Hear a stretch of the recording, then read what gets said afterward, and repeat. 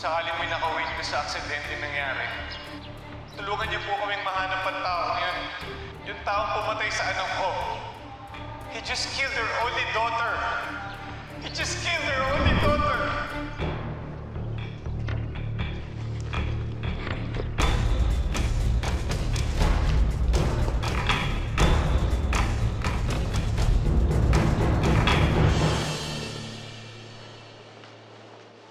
Excuse me po.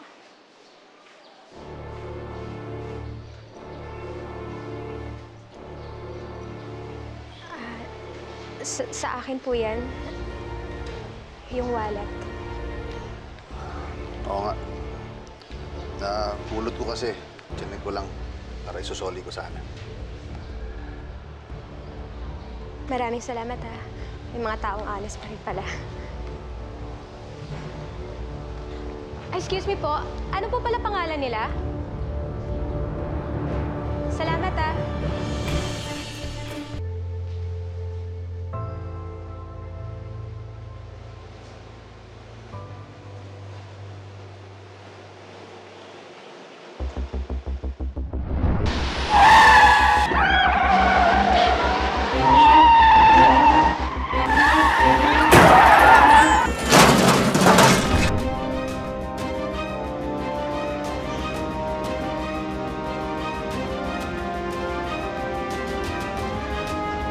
Tulungan mo ako! Asawa, anak ko! Tulong!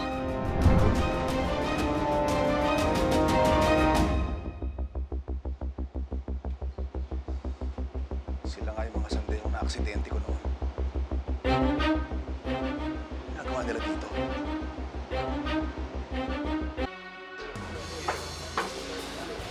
Ano sabi mo? Ikaw yung naka-aksidente sa mga sandeho?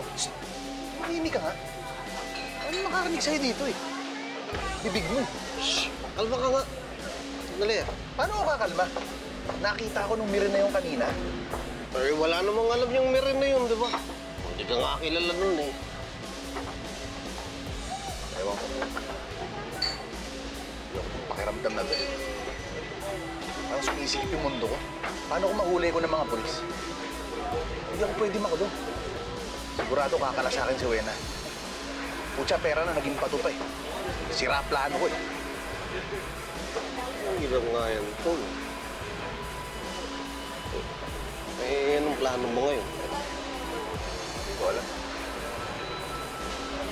Basta hindi ako magpapahuli ng buhay sa kanila. Eh, kalma ka lang. Hindi pa naman nangyayari eh. Sabi nga, di ba yung may kasabihan, cross the bridge when you're there. Sa'yo. Ano masyadong advance mag-isip? Pero sinasabi ko sa'yo, Tol, hindi ka magdadalawang salita sa akin. Anytime, sabihin mo lang.